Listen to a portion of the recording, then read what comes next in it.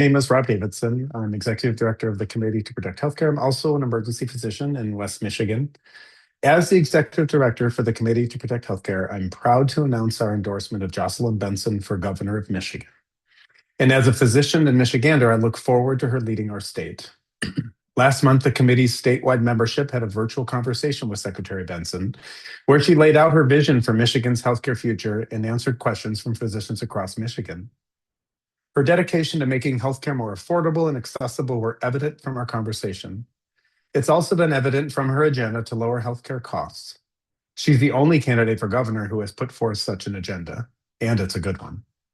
From creating a prescription drug affordability board, something the Committee to Protect Healthcare has long advocated for, to bringing care directly to rural and underserved areas, to addressing the Black maternal health crisis, Secretary Benson is prepared and determined to look out for our patients' health and access to healthcare.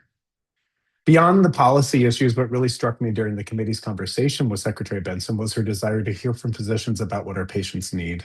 Many of the individuals running for public office come and talk at you. She really did speak with us, and I'm looking forward to her leading this state.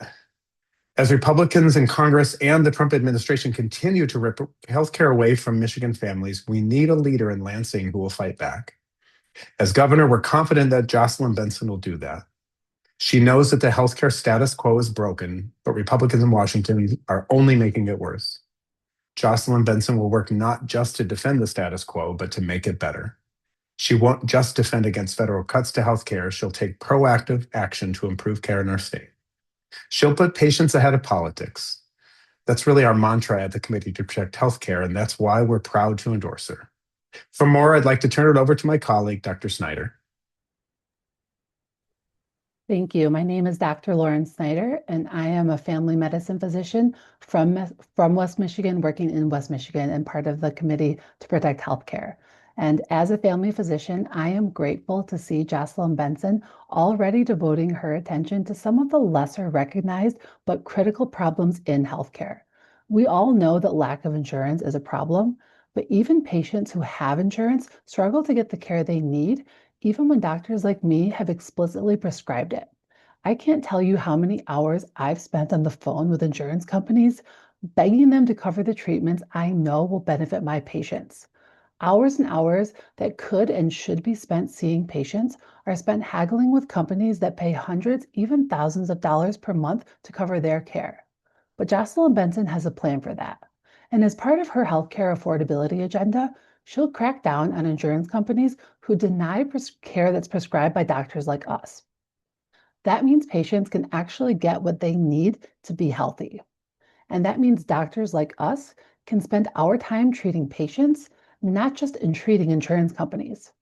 Secretary Benson has a plan to support healthcare workforce by expanding scholarships for students pursuing medical careers and creating incentives for doctors, nurses, and other healthcare workers to live in all corners of our state where more care is needed. She'll also stand up for patients afraid to seek care that they need because of medical debt. She has a plan to fight unfair medical bills and require hospitals to show patients their costs up front.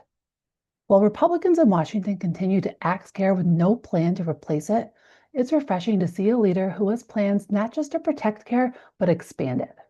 It's encouraging to see Jocelyn Benson working to make sure our healthcare system puts patients ahead of profits, not the other way around.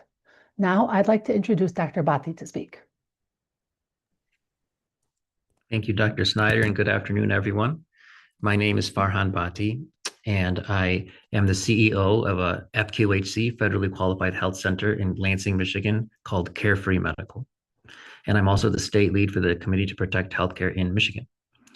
Carefree Medical is a safety net clinic for uninsured and underinsured people in the Lansing area. We also see people who travel from much farther away because we're their only option. Unfortunately, in many parts of Michigan, they don't have that option. They don't really have any options. Access to rural healthcare has been waning for a while now, but the Republican Medicaid cuts taking effect next year are expected to reduce access to healthcare in rural areas, especially even further. That doesn't just mean people without coverage will be affected. More hospitals and clinics will also be forced to close, affecting everyone in those areas. Secretary Jocelyn Benson knows that access to healthcare in rural parts of the state and in underserved populations like the ones that I see matters. She plans to bring care directly to these communities by investing in mobile healthcare centers that can bring low or no cost health services where they're needed. We've seen her do this with mobile services for the Secretary of State's office, and I have no doubt she can do it for healthcare too. An issue that impacts Michiganders not just in rural areas, but all areas of the state is prescription drug affordability. Our organization, the Committee to Protect Healthcare, has long supported creating a Prescription Drug Affordability Board, or PDAB, in the state to help rein in drug prices. When Secretary Benson dropped her healthcare agenda, we immediately took notice of her inclusion of a PDAB. Prescription drugs are essential for so many people's health, but too many can't afford them. A PDAB in Michigan would help more of our patients afford the prescriptions that can help them live longer, happier, healthier lives while holding pharmaceutical companies accountable for price gouging. It's been an absolute top priority for the Committee to Protect Healthcare and one we look forward to achieving together with Jocelyn Benson as our next governor. Thank you. Thank you so much. We'll now open it up for questions. If you have a question for one or any of the physicians, you are welcome to chat the question, put it in the Q&A, or if you'd prefer to ask it verbally, you can raise your hand and I can allow you to unmute. So we will allow a few moments for folks to be able to raise their hand or type their question.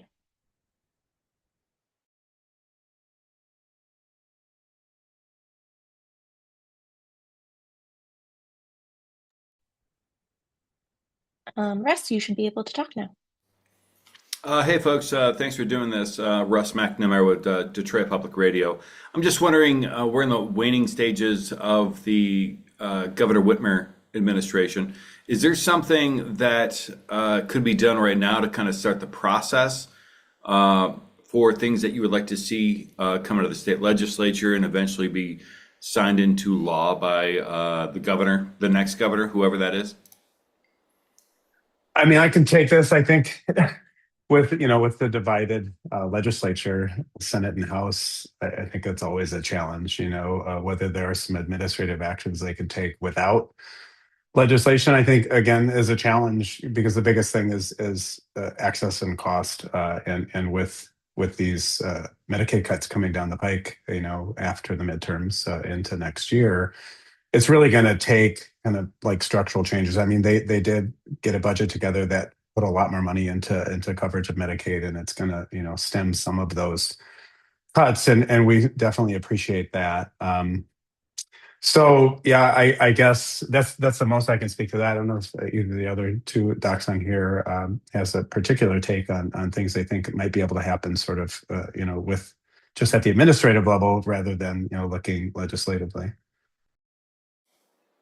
Great, thanks.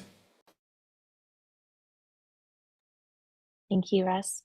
I had a question. And just real quick, one other thing. I mean, there is the PDAB. I mean, as Dr. Bhatti specifically explained, and as we have advocated for a couple of cycles now, and almost got through last time through. That's currently being held up in the House. This is a bipartisan, popular program, and Matt Hall could pass that.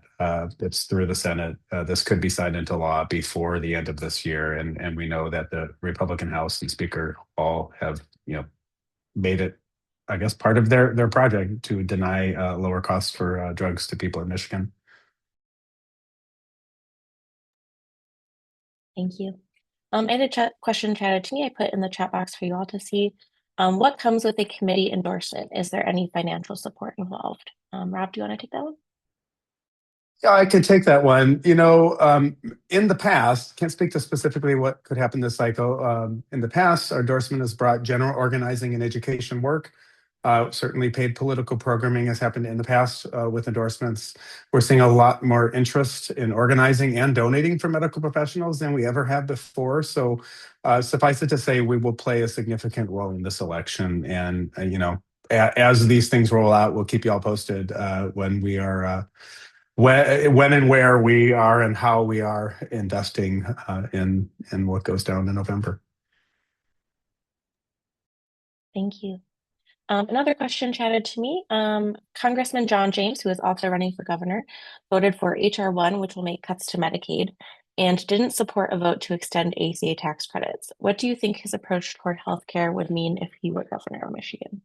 That's for anyone. Devastating. It would be devastating. Like Dr. Davison said, we did have some success in a bipartisan fashion to fully fund Medicaid, at least for the next fiscal year. And we don't know what's going to happen after that, to try to stem or fill the gap, fill the void from the federal cuts. We're going to need the state to continue to step up until Congress does its part to restore that funding. And as long as Congress holds up that funding, it'll be up to the individual states to try to restore as much funding as they can to Medicaid.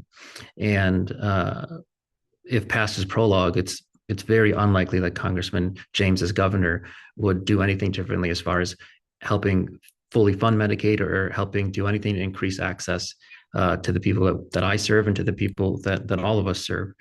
So it would be devastating.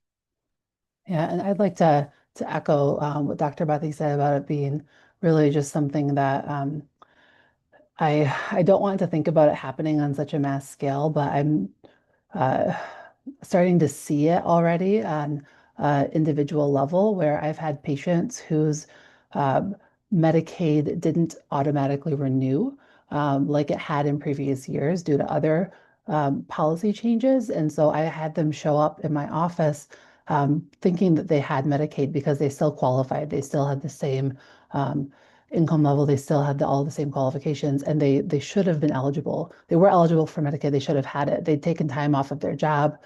They weren't getting paid for that afternoon of work, and they came up to my office expecting to be able to get care covered. And I had to tell them, I'm able to treat you today, but just so you know, your Medicaid isn't active, and you can go get this Medicaid reinstated.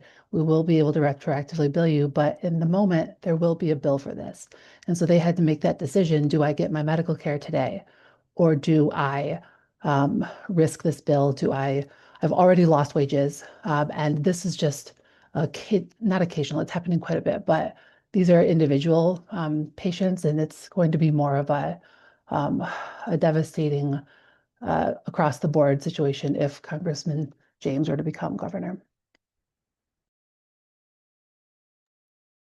Thank you both, and thanks for the questions.